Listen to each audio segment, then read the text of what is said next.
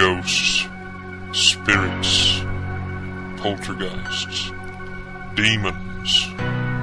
Do they exist? Is there life after life? Are there unseen entities around us? Can they communicate? Do you believe? What happens in the shadows doesn't always stay in the shadows. Live from Northwest Georgia, covering the region and beyond, this is Georgia Paranormal Radio. And now, here is your host, Mike Watkins.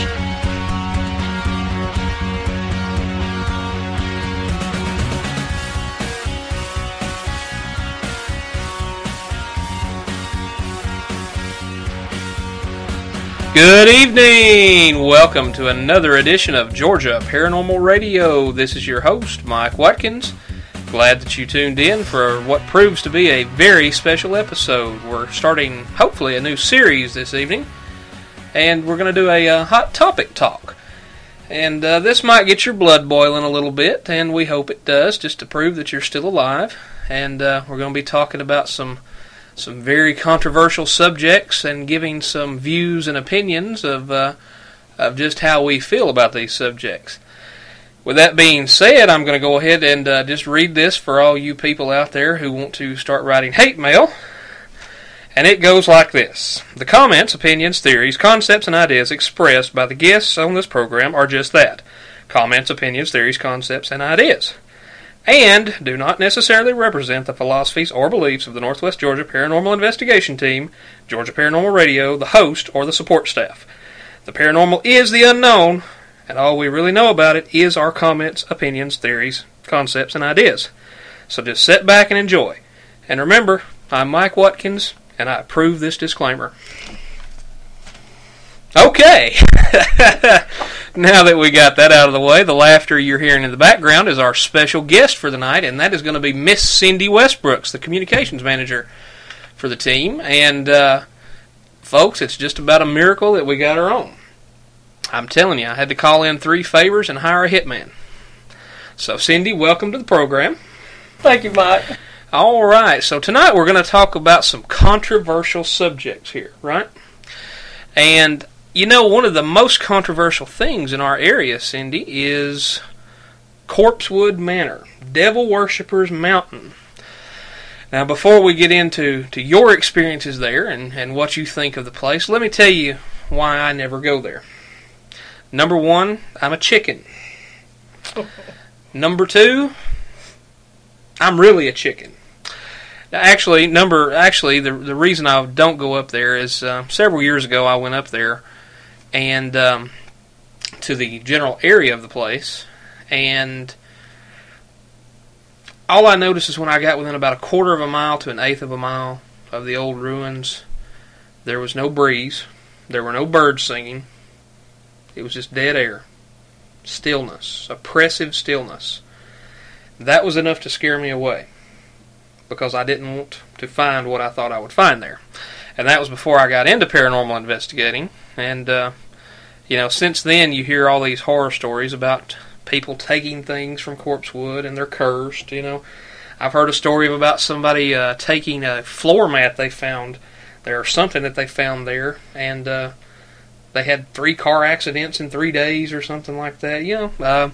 Our message board has got horror stories on it from things that have happened at Corpsewood, and I guess I don't go up there because of the urban legend factor.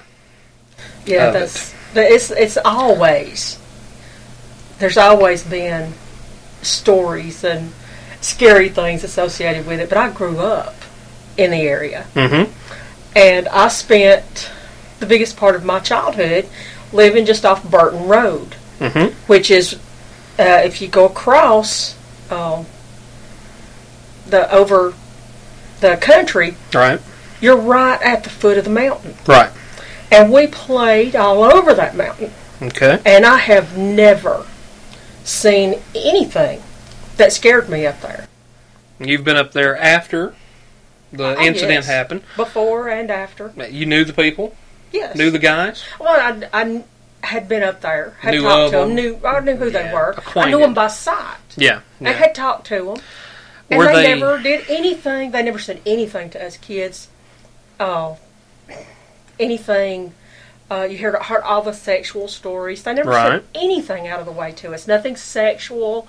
Nothing about worshiping the devil. They never tried to give us drugs or alcohol. Nothing like that. Never. Never saw them sacrificing dogs and cats to the devil? No, never saw any blood.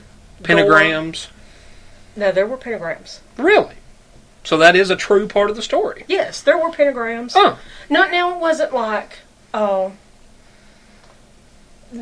were like devil worship stuff everywhere. I think he collected stuff like that. Plenty of people do. And it was kind of not a hobby in that he worshipped the devil, but he just liked odd things. He was an odd person, and he liked odd things, but there's nothing wrong with being odd. And, well, no, there's, I'm kind of odd myself, but, and let me say this to clarify it. I personally I guess I'm a Christian. I'm not a very good one. Most Christians believe that paranormal investigating is not Christian, which puts me on the outskirts of Christianity, in their opinion. I believe it's about a relationship. It's a long story, and it's another hot topic for a little later. But, just because somebody displays a pentagram does not make them a Satanist. No. The people that practice Wicca also use a pentagram. And they don't do it with any malicious intent. No. They don't use them with any malicious intent whatsoever. The thing that people forget, that most satanic rituals with a pentagram have to have the Baphomet in it. The goat head. Right. And all that. That's, in my studies, when I was in seminary, we learned to recognize the different symbols of these pagan religions. Long story there, but, just because you see a pentagram around somebody's neck doesn't mean they're sacrificing dogs and cats to Satan. No, and even with the goat head and all those kind of things, even that, the peace symbol, that's another perfect example. A lot of the older people just really take offense to that. Say it's a broken cross. Yeah, it's an upside down broken cross, they say. There was absolutely no kind of intent like that when everybody wore the peace symbols. That was, nobody meant exactly that, peace. Yeah. Not war. Peace. Exactly, and we tend to take things and make things out of them that have absolutely no bearing on what the original intent was. Well, people like a good controversy, and people like a good rumor. A good controversy. People like a good rumor. I don't care for rumors, but... Well, deep down, men don't gossip. We discuss things in a rational manner. Okay. But, deep, you like to hear a little snippet here and there. Well, yeah. Everybody likes a little snippet here and there, so... But when it gets to the point of being harmful, right, it's time to let it go. Now, what's happened with Corpsewood, though, is the rumors have become so malicious that the place has an urban legend surrounding it now. No doubt, maybe there are some strange things that go on in those woods. I'm not a woods guy. You drop me off in the middle of the woods, I'll probably stay there because I'm not going to, I'm not able to find my way out of the woods. Maybe with a GPS and a map and somebody showing me where to go, maybe. I get lost driving on roads, much less woods with no signs. But, no doubt there's strange things that happen in woods. Every woods. There's strange things that happen in the Chickamauga battlefield. Does that mean that it's satanic or any of that? No, but it also doesn't mean that sounds of nature and the quietness of nature make something haunted. No, and it's... we've been up there. David and I have gone squirrel hunting up there. And actually... for a couple of hours, we were up there and never saw a single squirrel where we were. Now, there were birds. Flock of turkeys came through, but we never saw a single squirrel. And I was so scared I lay down on the ground and went to sleep. So, wow. Terribly scary. Yes, it was a horrifying experience for David. when he came kicking my foot and saying, "Come on, nothing's going to come up here if they think there's a bear in the woods." Well, now, most of the pictures I've seen, and I've went to all the websites about Corpsewood Manor, most of the haunting phenomenon that people have caught on film up there are none other than my favorite haunted object, an orb. Absolutely. And folks, invite me to your house, and I'll capture 50 orb pictures if you want me to. You can create them. They're everywhere. And just because there's an orb there does not mean there's a demon or a ghost about to sacrifice you to the evil master. Okay? An orb is an orb is an orb. Now, sometimes they are signs of things that are there. I've seen some pretty special orbs for some pretty special places. But I've also seen a lot of dust, including the pictures from Corpsewood. Right. It's dust. We live in Georgia. Corpsewood's in Georgia. You go up there in July or August when it hadn't rained for 3 weeks. A little bit of a breeze comes, you're going to get an air full of dust. Right. And that's what a lot of those pictures are, I think. Well, David and I have learned with playing with the cameras, we can almost anytime duplicate the supercharged orbs, right, streamers, and things like that. Mm-hmm. We've learned how to do that.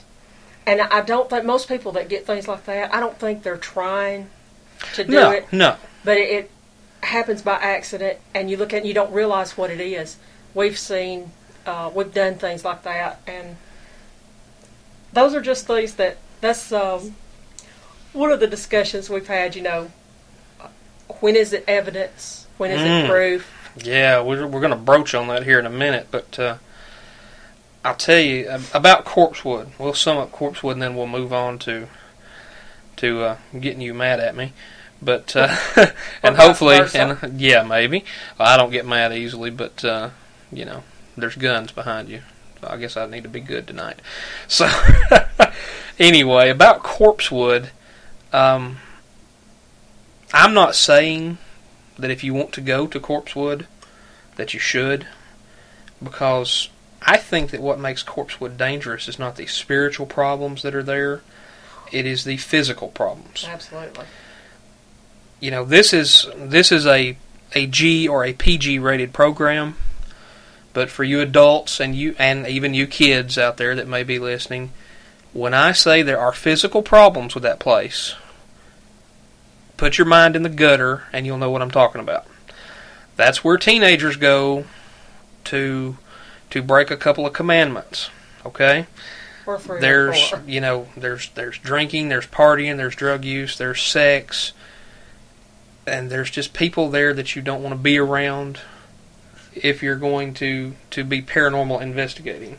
And now David just made a good point here off mic. I've got Cindy here on mic, and David's kind of here in the back of the room. There are just idiots that go up there to be idiots. Right, Cindy? Yes. That was one year at Halloween. David actually went up there, and they found a couple guys that had decided they were going to go and worship the devil on Devil Worshippers Mountain. How appropriate. Didn't turn out too well for them. What happened? They were terrified when they got up there. Terrified? They were absolutely horrified, they said. They got back to their car wouldn't start. They were just about ready to go on to heaven to find God. They were so scared that the devil got them. Oh my. And the funny thing is that David and his partner ended up taking them down the mountain, and they had to leave their car. They went back up there the next day, and the car started right up. There was nothing wrong with it. So how can you explain that, I wonder? I would never say that nothing freaky happens, and I wouldn't say that there's nothing paranormal up there. Right. And personally, I would not go looking, simply because I don't want to find what might be there. I've said this before, some things are just better left alone. That's true. That's very true. You can open a doorway if you're not careful with what you're doing, and, before you know it, weird things start happening. I'm bad things, not, I'm used to weird. I don't like bad. Right. So, yeah, you need to be careful. Maybe there, I don't know. Maybe there is something up there. That's part of the controversy behind the place. Is there something or is there not? I know there's stupid people around there. Yes. Well, there have been, 3 in the last several years since the Corpsewood murders? 3 or 4 dead bodies found there. In the area. And it's, does that have anything to do with it? Do bad places attract bad people and bad things? Or is it just people have it in their heads that it is a bad place, so you go there to do bad things? Or maybe it's a sheer coincidence. Maybe. It is kind of secluded.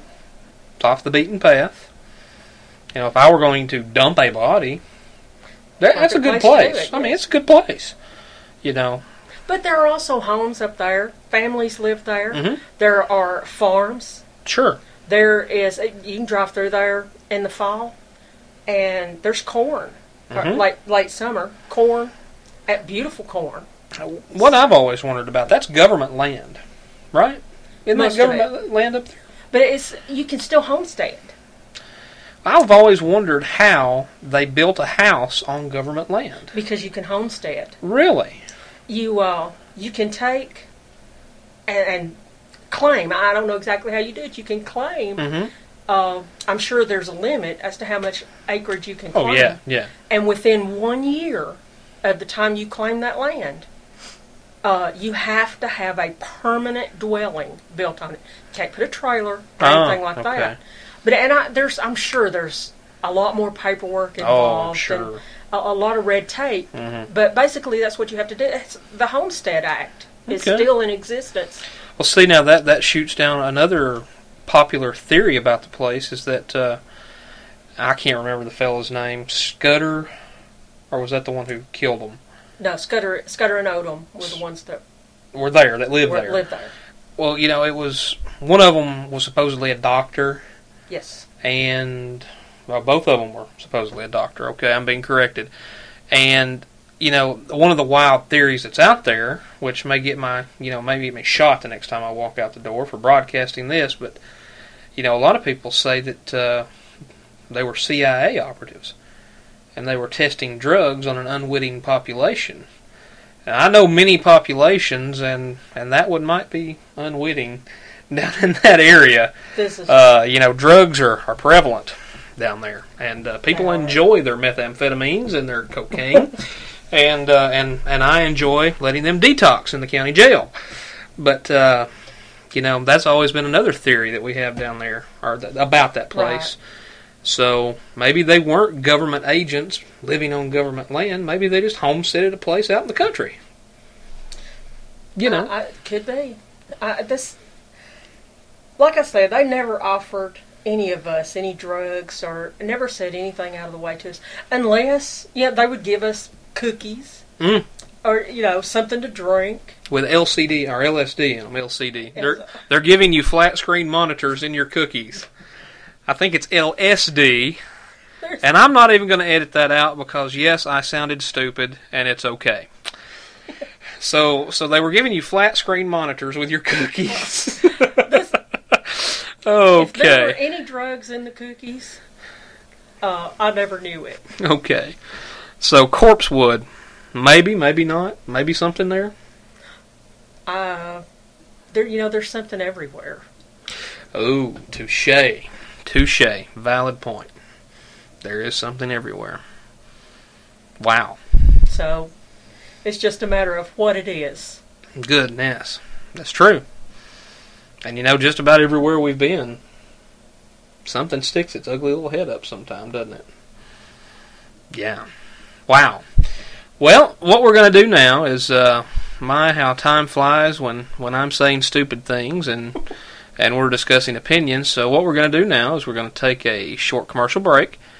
And hopefully by next week, on the next week's program, we'll have some new commercials for you. As I've told y'all before, the West Georgia Paranormal Research Society is coming online as our new sponsor. So, be looking for that ad and visit those folks when we get their ad out and thank them for bringing this program to you. But as for right now, we've still got, our old advertisers, and we're just going to play one of those right now, and we'll see you on the other side of the break. Stick with us. In 2006, the number of people in the United States was an estimated 299 million, and approximately 205 million of those people were online. Now let's suppose that just 1% or 2 million of those people listen to internet radio or podcasts. Let's further suppose that just 1% of that 1% are interested in the paranormal and listen to this program. That would be 20,000 listeners or potential customers hearing about your product, service, or website on every broadcast. The Northwest Georgia Paranormal Investigation Team and Georgia Paranormal Radio are homegrown organizations with a regional and now worldwide footprint. Trust us to promote your product, service, or website just like it was our own. Your success is our success. With rates at only $5 a month, guaranteed exposure on every broadcast, and no long-term commitments if you aren't completely satisfied, you can't go wrong. Can you afford not to advertise with us? For further information, email Mike Watkins at mike@nwgapit.com. All right, welcome back from that commercial break, everybody. We appreciate you sticking with us there, and hope you enjoyed that fine sponsor. And we were going to wrap it up on the Corpsewood Manor talk, but while we were in commercial break here, some interesting points were brought up, and I think we ought to share it with them there, Cindy.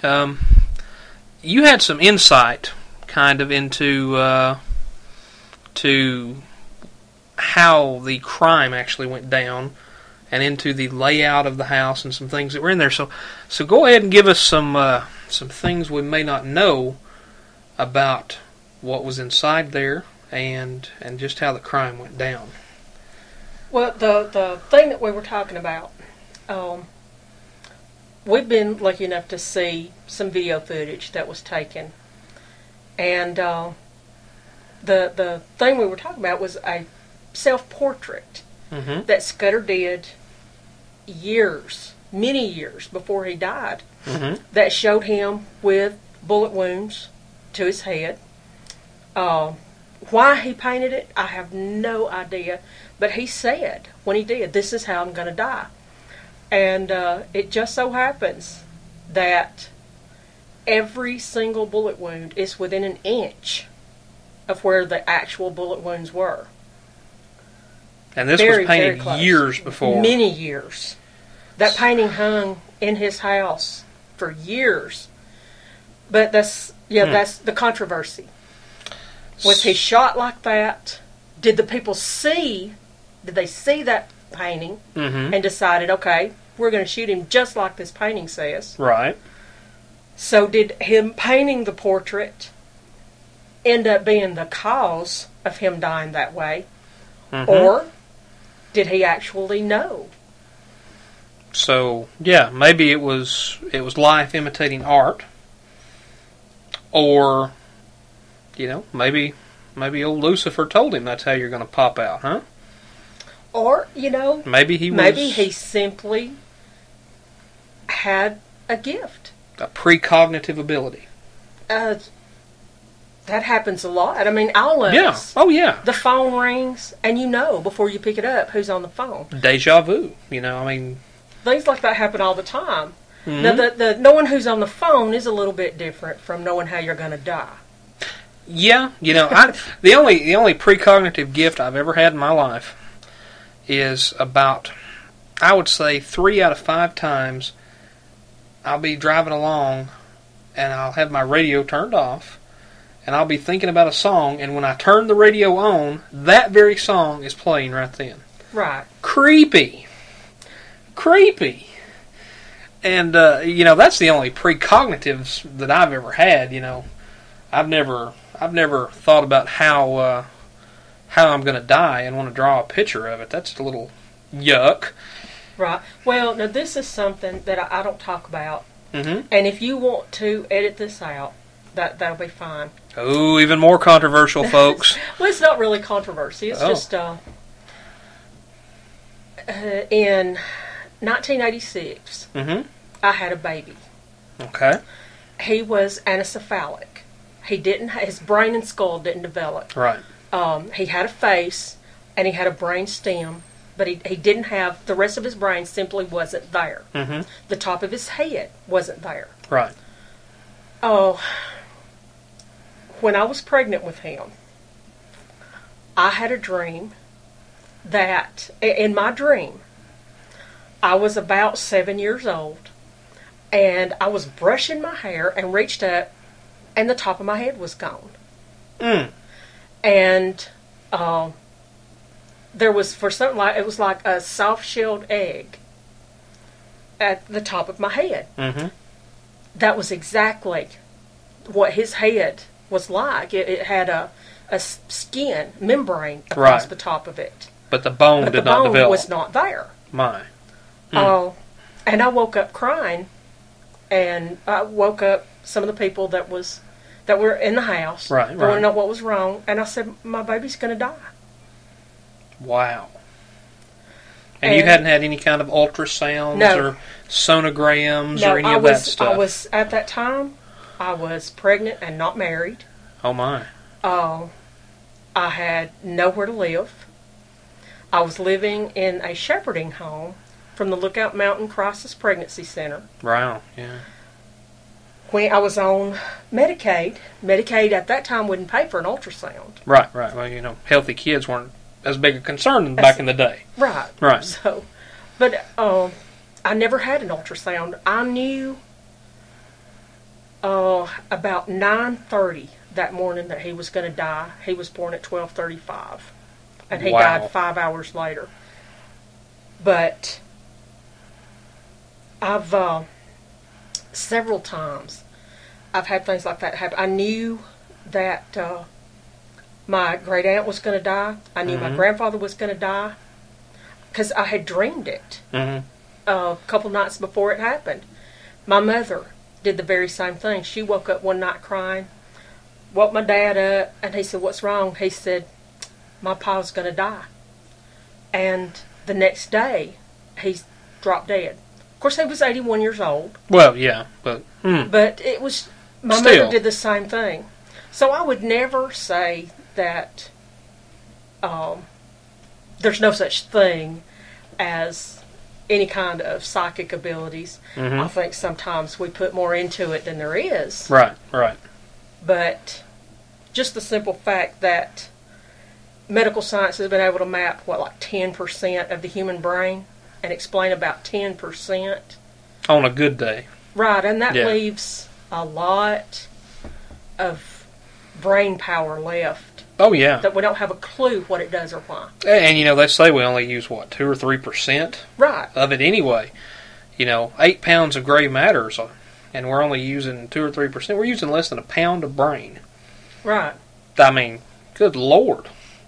Imagine what you could do if you went up to 2 pounds. Exactly. All right. Well, we're gonna squeeze in just one more commercial break here, and let Cindy catch her breath. That's kind of a personal story that she told here, so we're gonna let her catch her breath. We're gonna take one more break. When we come back, we're going to talk until the close of the show about some more controversial stuff. I think I may be able to get Cindy's hackles up just a little bit. So stay tuned through this commercial break, and we'll be right back after you hear from, us. We'll see you on the other side.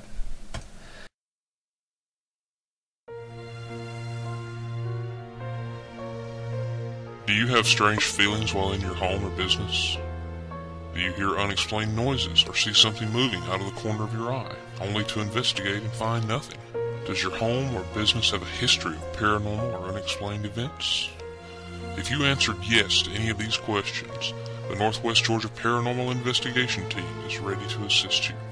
The Northwest Georgia Paranormal Investigation Team is a well-established and respected scientific paranormal research group. They adhere to strict non-metaphysical protocols to ensure that all evidence collected is valid and of the highest quality. Trust an established team to research and document your paranormal activity, then educate and empower you, the living. For more information, membership inquiries, or to request an investigation, visit us online at www.nwgapit.com or contact Mike Watkins at mike@nwgapit.com.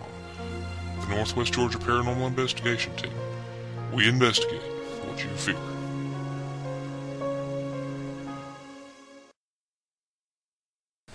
All right, welcome back from that final commercial break of this episode. Right now, we're just going to go deadpan right at Cindy here, and I'm somewhat skeptical sometimes. I'm not as much so, though. I'm at a loss for words here. I'm trying to be politically correct, there's no point in that. I can take it. Cindy, you're a major skeptic, and sometimes you're a downer. Okay. Cindy has this unbelievable gift, and skepticism is a gift because you have to challenge what is actually happening around you. Most people have a problem believing. You make so you don't believe. It seems like. Case in point, we're down at a special location. We've talked about it before. Special location, and all these weird little things are happening around us. We've even played EVP on the program from the things that are happening to us. And when we were there, you were right in the middle of it. These things were happening around you. You were experiencing these things. Things touching you. Things this, things that. But then a couple of days later, all of a sudden, what happened didn't happen, right? No, I didn't say it didn't happen. Okay, but you had a logical explanation for it. David crazy. Yeah, it's working on me a little too. Yeah, well, maybe not logical, but like I've said, when you're in the heat of battle, emotions are running high, and it's easy to get into it. So when you're doing that, we're human beings. Our brains are capable of creating absolutely crazy things. So I have to stop, and I don't. I know that something was happening. Okay. But did I create this in my mind because I wanted it to be happening? Did my emotions add to what was going on? Again, telepathy, telekinesis, things like that. Is that what's going on? Are we, between the three of us, when we do something like that, creating these things in our mind and causing some of it at least to happen? Or is it actually something from the spirit world? And that's the whole point. I personally feel like when you get down to the rational, if we're going to call it scientific investigation, then we have to accept all of the possible explanations. And we have to question. Because if we're not willing to question, including our own judgment, then we're not actually conducting a scientific investigation. That's valid. My equation, and let's see how you go with this, my equation has always been this. Out of the 100% of stuff that we collect, basically 90% of it is useless. Right. Because you can somehow, some way, logically explain it away.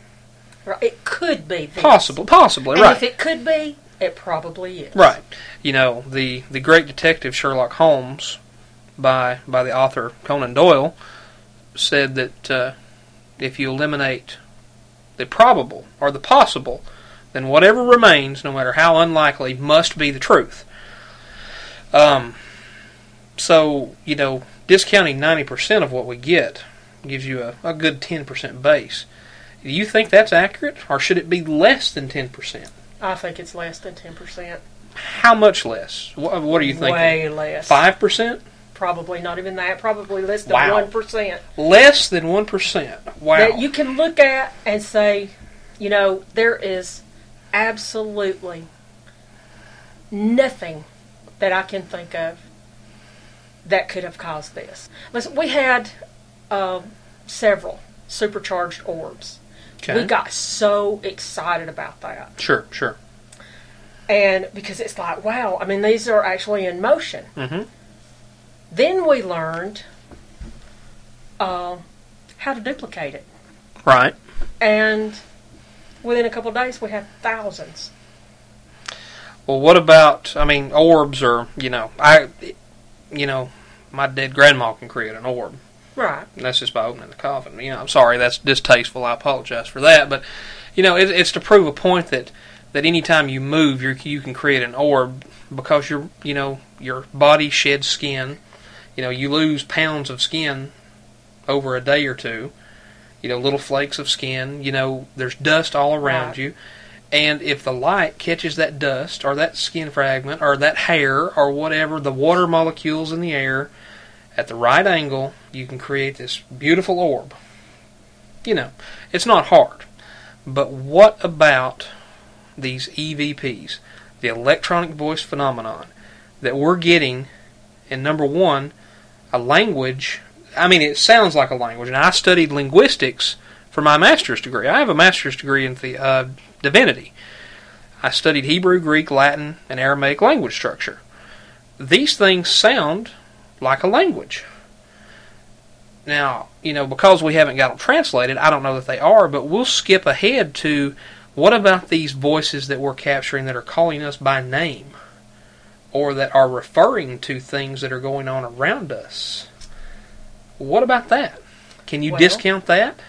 Is that radio interference? Does it just happen to be that a radio station in Guadalajara, Mexico is playing a song that says, Mike and David and Cindy, I'm all around you? I seriously doubt that. Oh, okay. Okay, well. How much of that could you let a total stranger listen to and then be able to say, yeah, that says Cindy? If it's a Class A EVP, then 100% of them. Right. Well, no, never going to be 100%. Maybe 99. Okay, 0.9. 99. Never right, there's going to be one. There'll be one in every crowd. There is one in every crowd. I'll concede to that. But how many Class A EVPs do we actually have that we could let a stranger listen to? I know of maybe 2 dozen. Really, 2 or maybe 3. 2. No. Come on. The first EVP special we did, we had like 8 or 9 Class A's on that program alone. Clearly, you could hear clearly. They were saying, fire again, pull the lever. The guy up in the Chickamauga battlefield. That's. I heard fire again, pull the lever, maybe. I just don't. There's your 90 or your 1% from that 99 people. 0.1. Welcome to the world here. Okay. But it's the one, please get out. Okay. Every single person that I played that for said, oh my God, that said please get out. Right. And I could not begin to explain where that came from. So that's what I'm looking for. One that you cannot possibly come up with any other explanation. Right. It absolutely, definitely says that. Mm-hmm. And that's what I'm looking for. And it's just... You're looking for the Holy Grail. Absolutely. And nothing else will do. Until you find other it. Other things are interesting. Right. But are they actually proved? Are they evidence? They'll never be proved. Right. Until we die. The proof will be when we die. And then it'll be too late. Right. Then we'll know. Yeah. There'll be absolute proof. I can, if this were a political debate, I'm backtracking here. Because I can, I have a good quality of being able to argue things from both sides of the fence. Something they taught me a long time ago. I can debate you about anything from either side of it. I debate Christians all the time about why Christianity's foolish, and yet I'm a Christian. I debate about the errors of the Bible, and yet I believe it 100%. It's crazy. Okay? People think I'm an idiot. I got 2 personalities or something. But I don't know how much, Cindy, that you or I or David or anybody on this team or anybody listening to this broadcast right now has ever been to a location and somehow created a magnetic disturbance 20 feet away from them. Remember when that... Yes. You remember when that happened? And I don't know what that was. Write that down in the books, folks. She doesn't have an answer. I don't know. Oh, my. But that's what I'm looking for. Right. Something that I can't explain. And then when I find something I can't explain, yeah, I start trying to look for ways to explain it. What about Chickamauga Battlefield? You had your shirt kind of raised up, yes, and somebody was kind of rubbing your stomach. And then it sounded like on an EVP somebody was talking about... the baby. Yeah. Explanations? Don't know. Maybe it was the wind.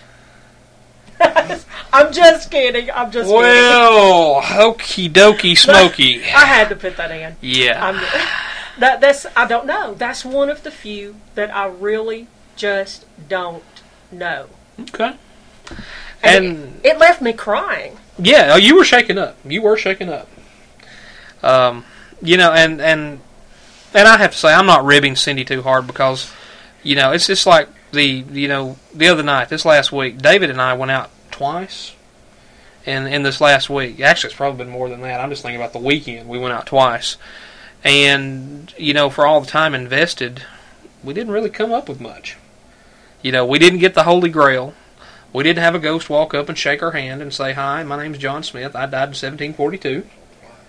We did see some unexplainable lights. If Cindy had been there, it would have been swamp gas reflecting off of Saturn or something, Venus, okay. It's been a long time since I saw that movie. And then she'd pull out the neuralizer and shock us back into reality. But, really and truly, Cindy is not just being a skeptic here. Paranormal investigating, any of you people that do it know that it's just like any type of investigation, whether it's police work or private investigation or any kind of research. You're going to spend hours upon hours upon hours doing the work, reviewing the evidence, and you may come up with 1% of your work being worthwhile. Right. And being married to a cop for 18 years. Mm-hmm. He's been a detective for over half that. Right. I've learned a lot about that, and he'll tell you that eyewitness testimony is probably the least reliable evidence you can have. Well, that's true. Eyewitness testimony changes over time. And memories get embellished unintentionally sometimes. This is something one of the ladies at the clinic and I sit and talk about. I'm on dialysis, by the way.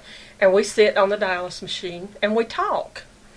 And we've talked about who came up with if your palm itches, you're gonna handle money. Oh, the wives' tales. Love those.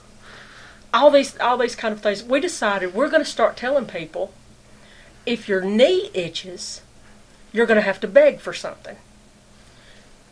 Just tell people that. Okay. And see how long it takes till people start believing it. So 50 years from now, that may be an old wives' tale. And we started it sitting in a dialysis clinic in Lafayette. Wow. Now, the one thing I have found to be true, and it may just be, we may have those latent psychic abilities that we don't know about, but Granny always used to say that if your ears are burning, somebody's talking about you. And, oftentimes that's true. It is. And it maybe it's a psychic thing. That everybody, it's a defensive mechanism. From back in the days when we were hunting our dinner with rocks and clubs and having to find fire to live and all that, before the wheel. If you believe in that, that's another debate for another day. We'll talk about biblical evolution one day, and I'm pretty sure my house will get burnt down because of that. But either that or they'll find me dead near Corpsewood. But hey, and then the GBI can come look for me. We'll come and investigate you. I'll tell you who it was. Do EVP. I'll tell you who killed me. And then if they're, you don't catch them, I'll haunt you. Which should be interesting. I'll give you proof of what you're looking for. I'm not sure I'll believe it. See? We'll have to come up with a code word. That's what we'll do. We'll come up with some kind of code sign that only I will do if somebody kills me because of this broadcast. Oh, David's in the peanut gallery and PG program, David. PG program. So I lost track of what I was going to say now. That's crazy. skepticism is good, I guess. A little dose of healthy skepticism is good for us all. It kind of keeps us level, and Cindy does keep us level. I'm kind of speaking for David here, but I know he said it before on the air that he would probably be putting out a lot more things out there that he probably shouldn't if it weren't for Cindy. And Cindy does keep us anchored down into a good, firm reality. She's our reality check for the group. And as much as I mess with her about it, I do appreciate Cindy. And I still can't remember what I was going to say, Cindy. Don't know. I don't know. You don't believe I was going to say anything at all, do Probably you? Not. There's not any real evidence. There's no evidence that I had an idea. Okay. Nothing concrete. Yeah, well, I just lost it there, so. Well, I do have an extremely analytical mind. Mm-hmm. It's very hard for me to be a Christian simply because I do need evidence for everything. I from the simplest things like watching movies drives David crazy. If they do something, that's not possible. They should not have done that way because that could not happen that way. Right. Why would they do that? And it's like, my God, why can't you just enjoy the movie for what it is? But I can't. I analyze everything, every detail. And that's good. Talking about being a Christian. That's something they actually teach you in seminary is to learn how to disprove Christianity in order to defend it. It's called apologetics. You learn how to disprove what you believe in so you can defend it against attack. And it creates a double mind, trust me. But I can imagine. It does because, one part, for the Christians out there, faith is the substance of things hoped for, the evidence of things not seen. And then, it talks here about faith is it's an ideal. But then it talks later on about faith is works, and faith without works is dead. But then it talks about works have no bearing on faith to get you where you're going in eternity. There is kind of double talk in a way if you take too many passages together. But not really. I mean, faith without works is dead. Right. If you have, you can't have faith if you are not doing something about it. Right. But just the works without faith is not going to get you anywhere either. Right. You can be a good person. Oh, sure. And be faithless. One of my favorite things to do when I was actually an active minister, which was many, many moons ago, it seems, before I met a young lady named Angela and lost my ministry thereof. Long story short there, anyway, it was a sad, sad time for the old Watkins life, and when I was a minister, before I digressed into that horrible, horrible thing, and what you're missing out on is the background laughter because I'm editing most of my absent-mindedness out. But, one of the best arguments that I ever had for faith and where you stand in the universe was something they do on TBN now, was talking about, well, have you ever told a lie? Well, everybody's told a lie, right? And so you say, well, what does that make you? Well, it makes me a liar. Have you ever stole anything? Even as a kid, probably somebody stole something as a kid, right? Well, certainly. Well, sure. Well, what does that make you if you stole something? What do you call somebody who steals something? You're a thief. Have you ever lusted at, and all this stuff. And it goes to show that, even with good works, you're not a good person.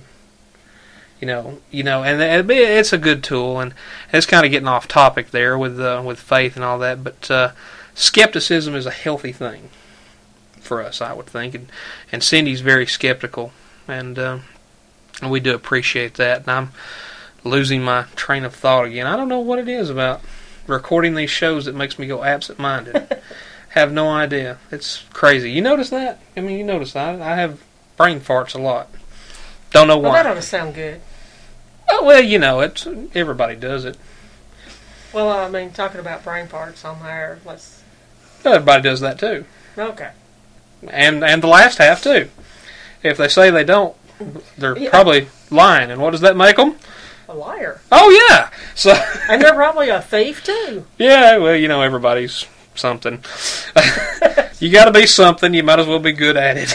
Yeah, really. Wait a minute. I'm advocating thievery now. This show has went way off topic, folks. For that, I apologize, and please don't have me arrested.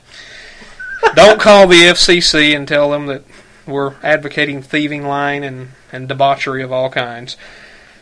And we're not pillaging and, molesting goats or anything. This isn't Alabama. Oh, God. Oh, God. Now I've got to edit that out. Yeah. Or do I? Anyway. Well, what do you got for closing thoughts here, Cindy? Or do we want to talk about something else? Do you have anything else on your mind that can get people going, Oh, I have lots of things on my mind. Arsenio Hall used to have that thing on his show, things that make you go, Usually more than make you go, I usually make you go, God bless it. What else you got? Hit us with one. Give us a zinger here. Give us a zinger. Give us something that's going to get you all kinds of hate mail. Get me some hate mail. Yeah, let's debate something. I just assume not have any hate mail, but... That's Cindy at nwgapit.com. Go ahead, Cindy. And I'll answer it. And it's liable to be even worse than what I've said on the air. Oh, yeah. She's not under the restrictions of Mike's naughty filter here. So Oh, I don't know. That's really... Anything else that would be kind of... the things that we've discussed. You start getting into religion, that's going to go way longer than we have time for tonight. That's... that can be next month's That's another topic. big argument that David and I have. Religion and paranormal. Oh, now that's something that's very debatable. David just recommended that we mention dowsing rods. Now, I, as a minister, can even attest to this, that the Christian folks aren't supposed to be doing that. That's divination. But I will say this too, and you may send me the whole email about how I'm going to go to hell when I die. That's fine, but those dowsing rods are some freaky deaky stuff, because I've been using them, and that's some weird stuff, Cindy. What are your thoughts on that? I am the one that started with the three of us with the dowsing rods. Yes. I got it. I read about it. Got it in my head. Okay, I'm gonna try this. I scared myself to death with them. Yeah. And I've only picked them up one time since then, and not in the capacity that I did the night I scared myself. And for those of the people that aren't familiar with that, and that loud chunk there was Cindy hitting her funny bone, which is never really funny, and when you do it, it's funny for me, and I'm trying not to laugh. But, yeah. But anyway, Cindy had this incident where she was using the dowsing rods to get yes and no answers, which is basic. With paranormal investigation, you can use them to point the way to whatever energy force you're trying to find, or you can let them use them to get yes and no answers. Some people say it's a Ouija board. Some people say... That's my opinion. It's no different than a Ouija. And see, I disagree with that. I think that with a Ouija board, you're yielding part of your consciousness to actually move the planchette around. So are you with the dowsing rods. What do you say then to people that have wooden dowels around their dowsing rods and are actually not in contact with them at all and have no control over how they move, and those dowsing rods move back and forth anyway? You have some control. If they're in your hands, you have some control over how they move. You would have to be tilting and pitching and all that. The only way you would never have any control, and this I would like to do, would be to set them and say a wooden block. Yes. And then see what happens. Yes. Because that's another one of those controversial things with the dowsing rods. Mm-hmm. Are the spirits or whatever actually moving the rods themselves? Right. Or are you? Do you have a psychic connection? Subconsciously, you're moving causing them this to happen yourself. Right. And here's another thing, though. And, well, back to your story. what happened with you was you ask, are you a male? And it said no. You said, well, are you a female? And it said no. And then you ask it, are you an inhuman? Or something like that. Yes. And it said yes. And I threw them down, and I was finished. Yeah. And it wasn't just the answer, it was the feeling. Well, I imagine you had a cold chill run straight down your spine. Actually, everything actually went black. I actually could not even see for a few seconds. Was that the fear? Fear is a very powerful motivator. Right. Was it my fear that caused the reaction? Or was it? So, maybe it was the fear that blinded. People have been blinded by fear before. They've been blinded by lust and jealousy and all that stuff.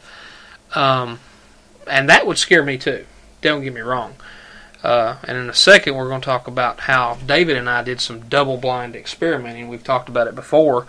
But, there's a picture on the website at www.nwgapit.com that came from this location, folks.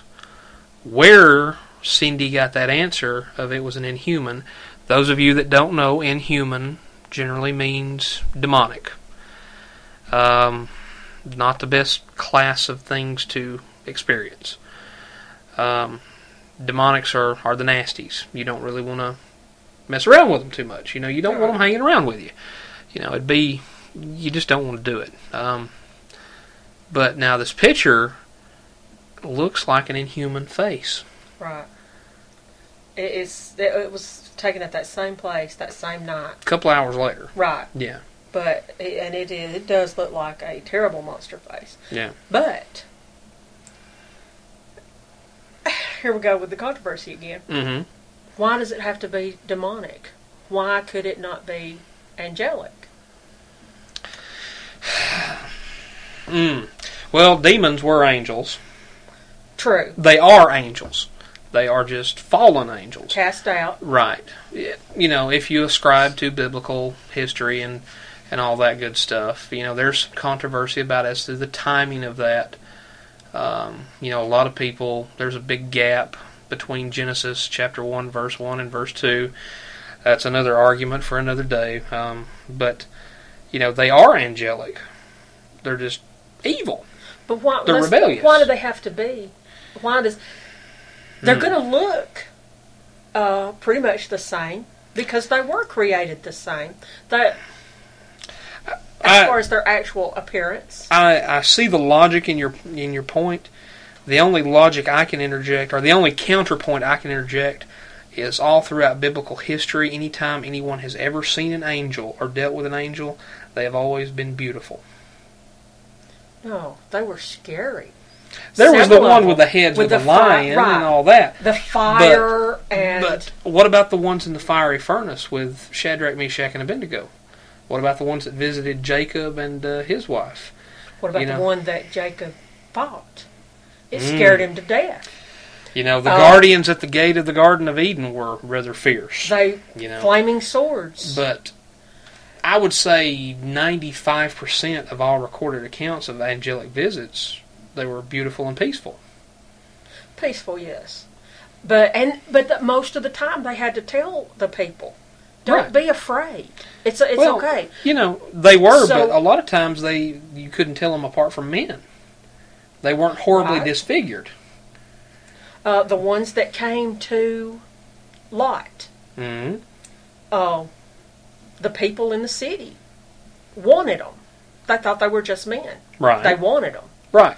And and that goes, the whole destruction of Sodom and Gomorrah and the creation of the Nephilim and all that good stuff. But there were times, and I think probably on the occasion, if they do still come to Earth, they can probably take on pretty much whatever form they choose.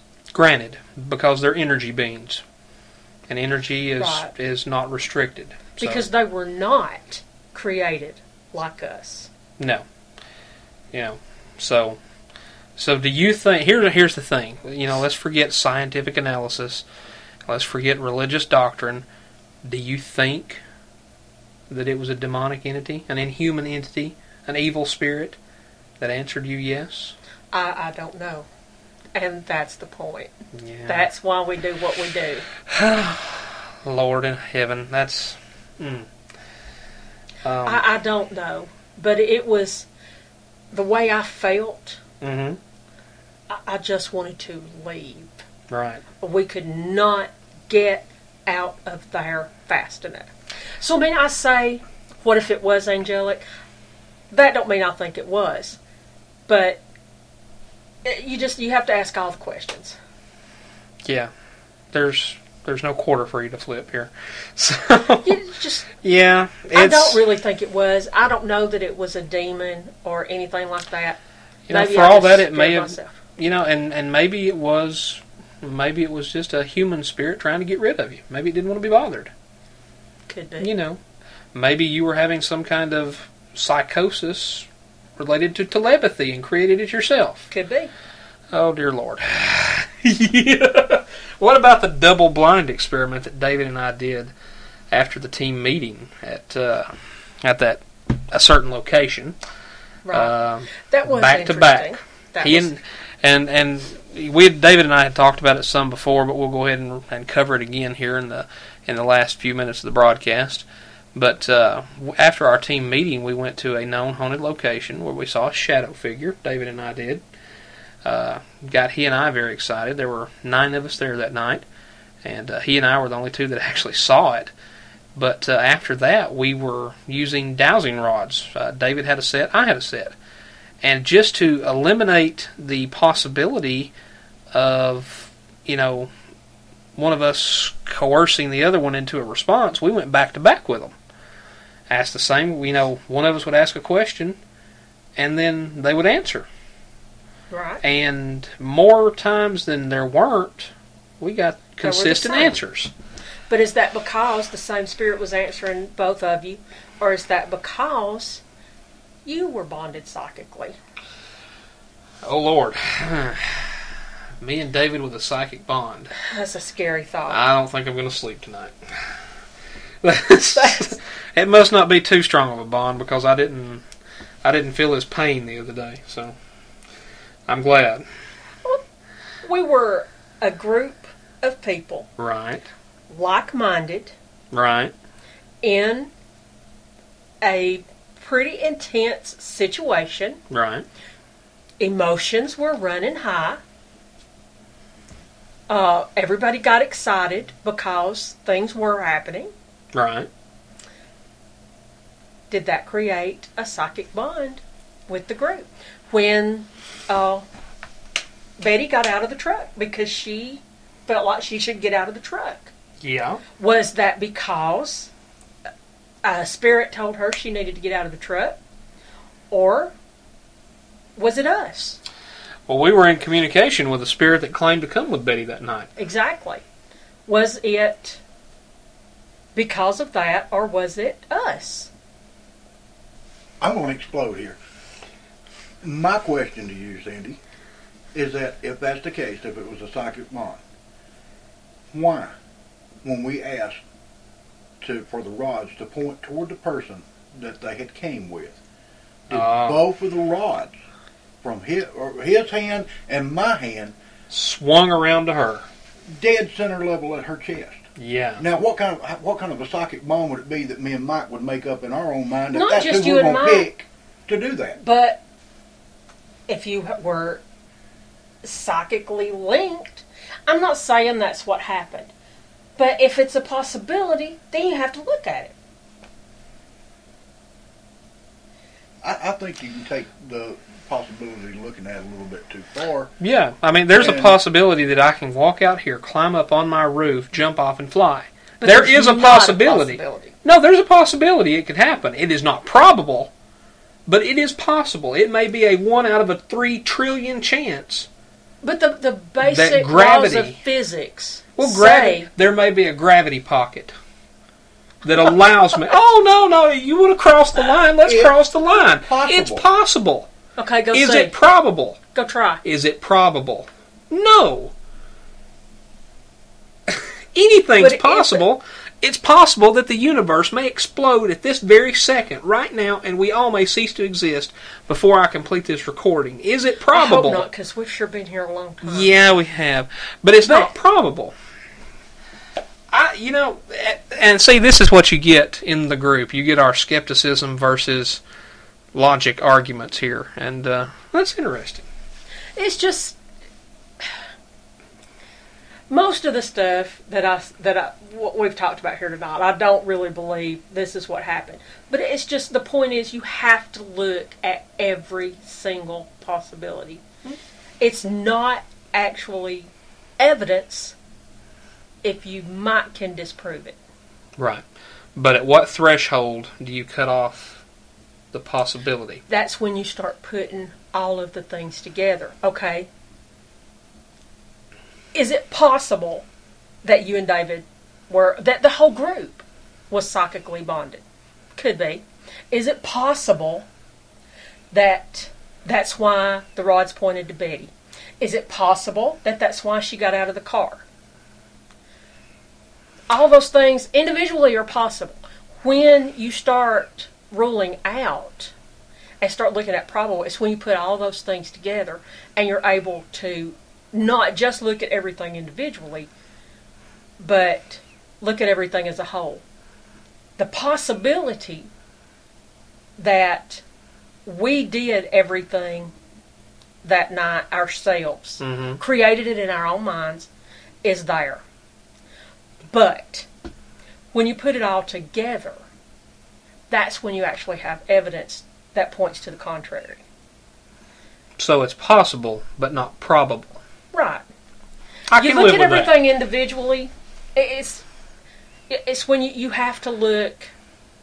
We've been doing this for months now, and if you take, we have thousands of photographs, literally thousands of photographs.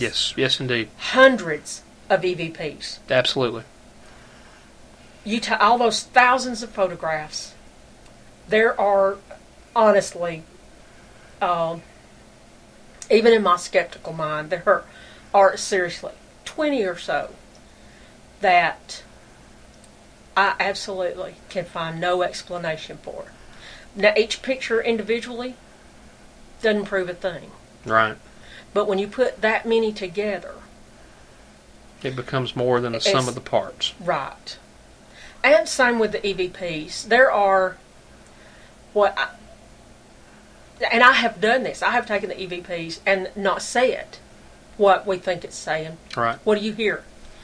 And there's only a couple that most of the people say the same thing. Probably 6 or 8 that people will say before I tell them. That's what that's saying. Right. So, but you take 6 or 8, that is a phenomenal number of EVPs that are really real evidence. Right. You probably have people that have done this for years that don't have that many that are that good. Yeah, that's true. But most people that have done this for years probably don't do it as much as we do either. That's true. We're active. And you and David more so than I, but y'all are very active. And we're very active. We're a very active group. But by the old clock on the wall here, I hate to cut the good time short here, but by the clock on the wall here, after a little bit of editing and tweaking and the adding of a few commercials and the intro and the outro music, we're gonna be pushing it for bandwidth here, folks. And we're scraping together every little bit we can because we have a busy month coming up. I want you to stay tuned to the next program next week. It should be airing on Wednesday. No, we're not taking Thanksgiving off. We'll have a new program out for you next week. And we're going to have special phone-in interview, our first phone-in interview. It's going to be with Joey. He is the co-founder of the West Georgia Paranormal Research Society. It's going to be a pretty good show, I would think. They're going to be our new sponsor also. But stay tuned for that. Then next week after that, it's going to be the end of the month. You know what the end of the month means, right? EVP special time. And that's going to be with David Westbrooks. He's going to move up from the peanut gallery up to the big chair. And then we'll have Cindy in the peanut gallery that week, I'm sure. And she can just about explode back there and interject in. And now that we've finally got her on the radio, hopefully she'll come back. And maybe about a month from now, we'll have another Hot Topic talk. And I'm pretty sure that between that time, maybe the first week in December, sometime around there, I'm pretty sure we're going to have a very special guest on here. It's going to be one of our dear, dear friends from a research group in Carrollton, Georgia, by the name of the Ghost Rider Investigation Team. Love those ladies to death. They were great. I'd take a bullet for them. I mean, nothing fatal, you know, in the arm or something, you know, not in the head or the chest. I wouldn't do that for anybody. But, you know, I love the ladies to death. They're good people. They're just good folks. And hopefully we'll have a good phone-in interview with either Cindy or Britannia or one of those good ladies. And so you stay tuned for that. I want to thank my special guest tonight, Cindy Westbrooks. Thank you for being here. Thank you for having me. I want to thank David, who finally exploded in the peanut gallery. And we're going to leave you tonight with a little bit of music, some pod-safe music. I'm not going to be playing any unsafe music anymore. Don't want to get the FCC screaming at me here. Tonight you're going to be hearing a little bit of music from an artist out of Nashville, Tennessee, by the name of Sean Mormolo. And hopefully you'll enjoy that. And hopefully you enjoyed last week's music from a fellow by the name of Tyler Riggs. We'll be featuring some more of his stuff here in the future. But this has been Georgia Paranormal Radio. I've been your host, Mike Watkins. We thank you for joining us. And hey, if you go out and investigate anytime soon, take the extra 5 seconds. Be careful, would you?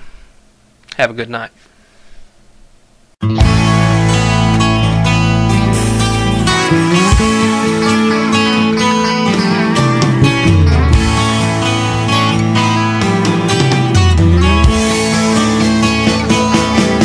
Well, it's a long road to the end, yeah, but it's a hell of a wild ride.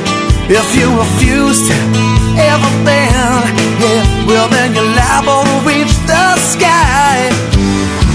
Without a wall and the clouds start falling, the squall line ahead. Pursue your face and the stillness, thrill down the sunshine in your head. A potential catastrophe awaits you every night now, baby. When you find an ability to make your dreams take flight, then you'll be there. Oh, can you feel it, baby? If you wanna change your life, change your head.